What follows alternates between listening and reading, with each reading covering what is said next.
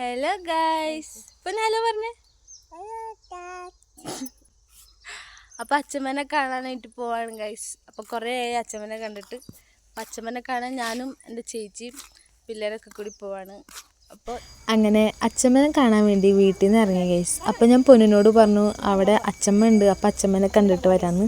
അവൾക്ക് ഇങ്ങനെ പുറത്ത് കറങ്ങാൻ പോവുക അതൊക്കെ ഭയങ്കര ഇഷ്ടമുള്ള കാര്യമാണ്. അപ്പോൾ ടാറ്റ ബൈ ബൈ പറഞ്ഞ് അവിടെ നിന്ന് ഇറങ്ങി ഗൈസ്. അപ്പോൾ നമ്മൾ ഉള്ളം വഴിയക്കടാണ് പോണേ. നേരെ വഴിയുണ്ട് ഗൈസ്. അപ്പോൾ നേരെ വഴിയക്കട പോകണമെങ്കിൽ കുറേ നടക്കാനുണ്ട്. നല്ല വെയിലുണ്ടായിരുന്നു. അപ്പോൾ ഈ വെയിലത്ത് പൊന്നുവിനെ എടുത്തിട്ട് നടക്കാൻ പറ്റില്ല എന്നും പറഞ്ഞ് നമ്മൾ ഉള്ളം വഴിയൊക്കെ പോവാണ് ഗൈസ്. അപ്പോൾ ഈ കാട്ടിലാണ് ആന വന്നിട്ടുണ്ടായിരുന്നു എന്ന് പറയണ്ടായിരുന്നു. അപ്പോൾ ആനേനെയും പുലിനൊക്കെ പേടിച്ചിട്ടാണ് പോണത്. അങ്ങനെ എവിടെയെങ്കിലും ഒരു കരിയിൽ അണിയിട്ടുണ്ടെങ്കിൽ അപ്പോൾ പേടിച്ചോടും ഗൈസ്. അങ്ങനെ ഓരോ കള്ളക്കഥയും പറഞ്ഞ് അങ്ങനെ വീടെത്താനായി ഗൈസ്. അപ്പോൾ വീടെത്തി. ഇതാണ് പപ്പയുടെ വീട്. അപ്പോൾ വീടെത്തിയപ്പോൾ വീട്ടിൽ വല്യച്ഛനും വല്യമ്മയും അച്ഛമ്മയും ഉണ്ടായിരുന്നു. അച്ഛമ്മനെ കണ്ടപ്പോൾ തന്നെ കെട്ടിപ്പിടിച്ചൊരു ഉമ്മൻ കൊടുത്തു ഗൈസ്. അപ്പോൾ അച്ഛമ്മയ്ക്ക് 85 വയസ്സുണ്ട്. അപ്പോൾ എങ്ങനെയാണ്, ആരാണ്, എന്താണെന്നൊന്നും അറിയില്ല, ഒട്ടും ഓർമ്മയില്ല.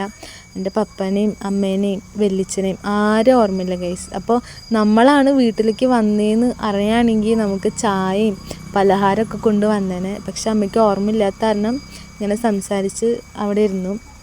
അങ്ങനെ പൊന്നു ആദ്യം പോയില്ല ഗൈസ്. അത് കഴിഞ്ഞിട്ട് പോയി ഉമ്മൊക്കെ വെച്ച് കെട്ടിപ്പിടുത്തൊക്കെ ആയിരുന്നു.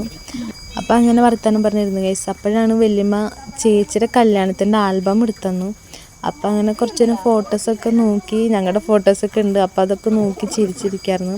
അങ്ങനെ ഫുഡ് കഴിച്ച് എല്ലാവരും വർത്താനം പറഞ്ഞിരിക്കായിരുന്നു ഗൈസ്. അപ്പോഴാണ് ആന്തങ്ങ കണ്ടത്. അപ്പോൾ ചേച്ചിയുടെ കൊച്ചാണ്, മൂത്ത കൊച്ചാട്ടോ. അപ്പോൾ അവന് ആന്തങ്ങ വേണമെന്ന് പറഞ്ഞാൽ അങ്ങനെ ആന്തങ്ങ പറിച്ച് വീട്ടിലേക്ക് ഇറങ്ങി ഗൈസ്. അപ്പോൾ ഇത്രേ ഉള്ളൂ വീഡിയോ. ടാറ്റാ.